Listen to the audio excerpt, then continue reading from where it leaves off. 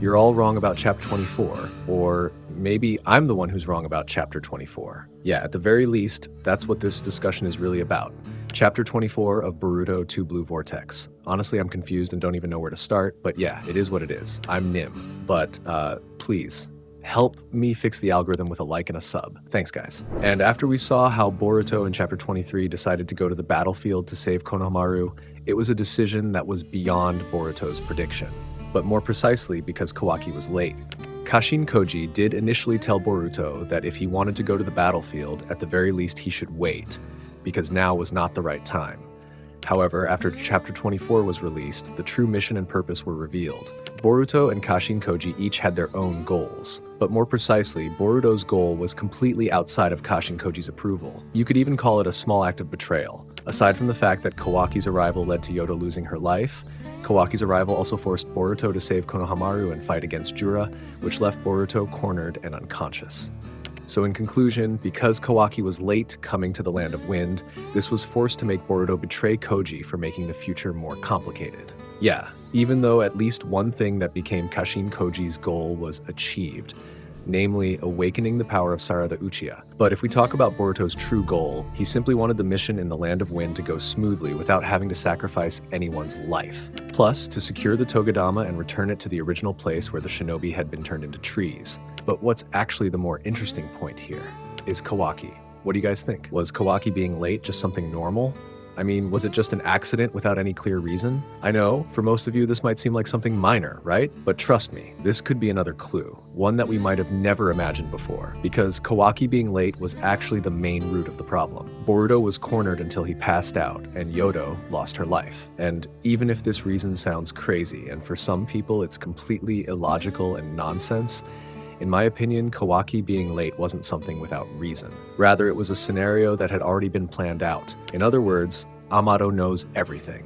Yeah, I know this might sound like nonsense, but try to consider it again. When Sumire and Amado are watching Kawaki's fight with Jura through Kawaki's eyes, Sumire was amazed to see how bad Jura's condition was, with such terrible wounds on his body after fighting Kawaki without a limiter. Sumire even assumed that Kawaki could kill him or something like that. But before Sumire could finish her statement, Amado immediately cut her off and said, "No." Was this no just a coincidence? But again, this Amado seems to know everything. But in fact, he actually seems like an innocent person who doesn't know much. For example, again, when he told Kawaki in chapter 19, "The divine trees are definitely a threat, and I did not foresee their emergence at all." Then if we relate it to the incident in chapter 24, where Amado suddenly says no, what does that really mean? Because again, if we relate it to several incidents, it seems inconsistent. And as someone who dedicates almost all his time to Boruto, I'm guessing that it's not for no reason. Amado will behave depending on who he's talking to. Yeah, but what do you guys think? Is Kawaki's tardiness a coincidence? And does this all have something to do with Amado? By the way, it doesn't matter if you say I'm crazy, but it is what it is. Last but not least, are Jura and the divine tree human under the control of omnipotence? It doesn't matter if anyone thinks that they are under the influence of omnipotence. But I have my reasons why Jura and the divine tree human are not actually affected by omnipotence. But before that, do you think that when Jura calls Kawaki as Uzumaki Kawaki and Boruto as Otsutsuki Boruto shows that Jura is also under the influence of omnipotence? Then if Jura as the reincarnation of the 10 tails is under the influence of omnipotence, then that means Kurama is also a tailed monster, just like Jura, under the influence of omnipotence? Or does he have no memories of when he became a Biju without consciousness? And what he knows about Kawaki are just things he's learned since his instincts and curiosity were awakened. What do you guys think? But here's what I think the truth is. Jura does not seem to be affected by Ida's omnipotence. What is strange is not only the mention of Kawaki's name, but also Jura's statement that Naruto is dead, even though Jura hopes to come face to face with Naruto in Konoha. But after seeing Kawaki's eyes, Jura became convinced that Naruto Uzumaki was still alive. Jura's statement shows that he doesn't know anything. Despite living a long life as a Jubi, he is still clueless about Naruto and Boruto's situation. In other words, Jura only gained memories when he became a divine tree human. When he was still Jubi, he had no memories at all. When he was born in the Boruto time skip era, his memories were based on the reality that existed at that time. And in conclusion, Jura was indeed not affected by Zeno because he had no consciousness or memory beforehand. But if it turns out that he already had consciousness or memory since he was still Jubi, he should have known who Kawaki was and would not have needed to refer to him as Uzumaki. He should also have known that Naruto was still alive, or at least had seen him, right? But in fact, Jura didn't know any of that and guessed based on his instincts. He doesn't have abilities like Senrigan, doesn't see everything, and doesn't have any memories. So, in conclusion, Jura's knowledge of Kawaki as Uzumaki Kawaki, as well as about Boruto, is all based on the books he has learned from. Why is all of this based on the book that Jura read and not because of the influence of Omnipotence? Because it's only through that book that Jura is able to know so many things, including about Shikadai, someone he's meeting for the first time, yet he already understands Shikadai's background. So, what do you guys think about this? Is Jura, as the reincarnation of the Ten Tails, and Kurama also affected by Omnipotence? Or is it actually the opposite?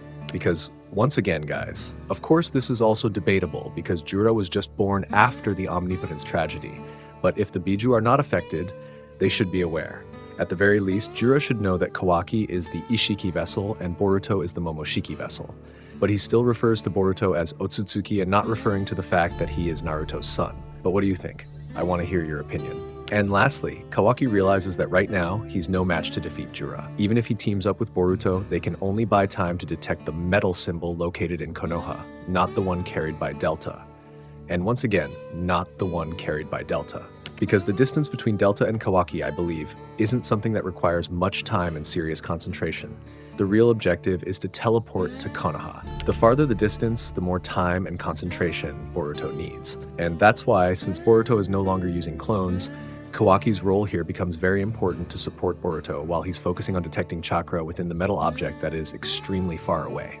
Am I right? And the fact is, Jura is testing Kawaki. He's not being serious, and it even feels like he's giving Kawaki a chance to show his potential. Besides, because the theme of love is the subject of Jura's research, this will also determine Jura's consideration of how Kawaki and Naruto's bond will make love an absolute power, where initially Jura thought that love was a fatal weakness. Moreover, with Jura regenerating all his wounds and sitting like a mafia boss, this also shows that Jura is currently the strongest villain. Everything he did before was merely research and observation. And as a final conclusion, first, regarding Kawaki being late and also AMADO'S statement. Based on several scenes from chapter 19 to chapter 24, I suspect that Kawaki being late and AMADO'S words in chapter 24 are not just coincidences.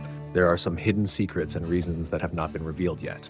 Second, Jura was most likely not affected by Ada's omnipotence.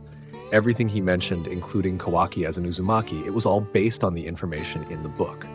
But of course, for this second point, it can still be considered and still have reasons if Jura was actually affected by Ida's omnipotence. But if the case is to consider based on Jura's nature of wanting to know many things from a book, plus he is a beast, not a pure human, then the answer that Jura was not affected by Ida's omnipotence is also still reasonable.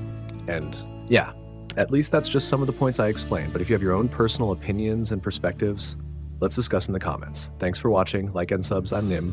See you in the next video. Bye-bye, Dada Bio.